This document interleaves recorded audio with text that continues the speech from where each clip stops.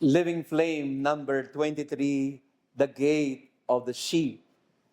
We continue our meditation on John chapter 10. Jesus said, Amen, amen, I say to you, whoever does not enter a sheepfold through the gate, but climbs over elsewhere, is a thief and a robber. But whoever enters through the gate is the shepherd of the sheep. The gatekeeper opens it for him, and the sheep hear his voice as he calls his own sheep by name and leads them out. Jesus does not only refer to himself as the shepherd, he also calls himself as the gatekeeper or as the gate for the sheep.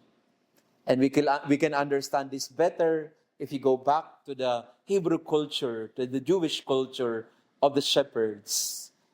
For example, at night, if the sheepfold is inside the cave, kung ang mga tupa ay nasa loob ng kuweba, matutulog ang pastol sa pintuan. Babalagbag siya, haharang siya sa pintuan para hindi makalabas ang kanyang mga tupa, para sila hindi mapahamak. This is the meaning of the metaphor and self-description of Jesus as the gate for the sheep. And it's also, again, like the image of the shepherd. If Jesus is the gate, then it also gives us an assurance that He will always open the door for us. Sa mga kabataan, lalo, no? Minsan ay takot na takot tayong kumatok ng pintuan at tayo ay mag-o-over the backod kapag ginagabi o inuumaga ang inyong pag-uwi. At madalas sa hindi, dumadaan kayo sa backdoor kung meron mang backdoor ang inyong bahay o kaya sa bintana kung naaabot ang bintana. Ayaw natin na kumatok ng pintuan kasi alam natin nagbabantay si nanay o si tatay doon. Ganyan din si Jesus. Nagbabantay siya sa pintuan. Hindi para tayo ay palayasin o pagsarahan. Nagbabantay siya sa pintuan para tayo ay makapasok. Kaya para hindi tayo matakot sa Kanya, kailangan nating magtiwala na kaya siya nagbabantay, hindi para tayo ay limitahan ng ating gagawin o parang isang pulis na laging nakamatsyag sa ating gagawin. He is the sheep gate because He wants the sheep to be safe all the time. He wants to be the door to which we enter so that He would make it sure that everything and every time the gate is open. Maraming beses po tayo din mismo parang malupit tayo sa isa't isa. Parang lagi tayo nagsasara ng pintuan sa isa't isa. Mas stricto pa tayo sa Diyos, madalas sa hindi.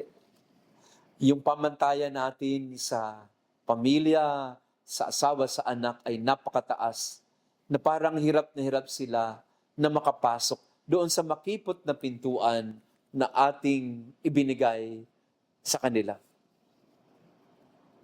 And we don't give them a chance at all to succeed.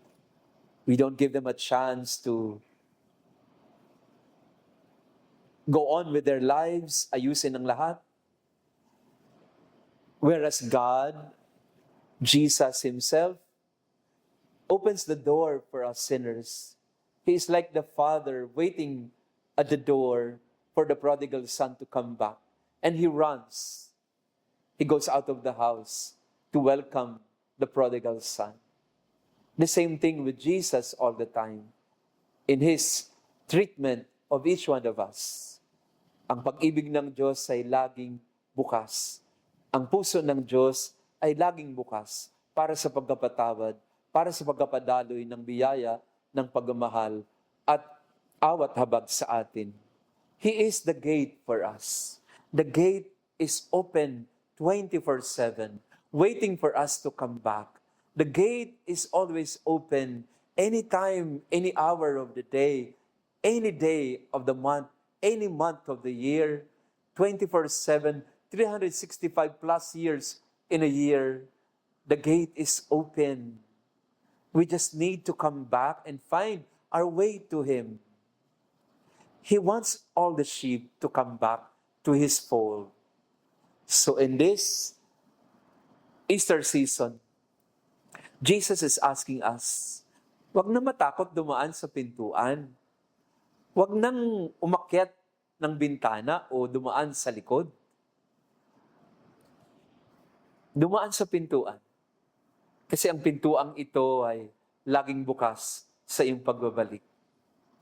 Let us always have faith in the Lord who loves us, who is merciful to us, who always tells us, come back to the sheepfold, enter through the gate, and I will always welcome you.